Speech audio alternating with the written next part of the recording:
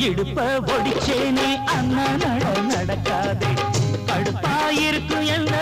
குத்தி விட்டு கிளறாதே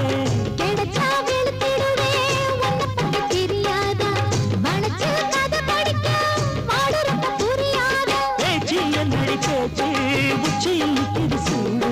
மாமன் நெஞ்சில சாஞ்சு மன்மதன் அவளை பாடு அதுக்கு தகுந்தபடி அனுசரிச்சு நடந்துகிட்ட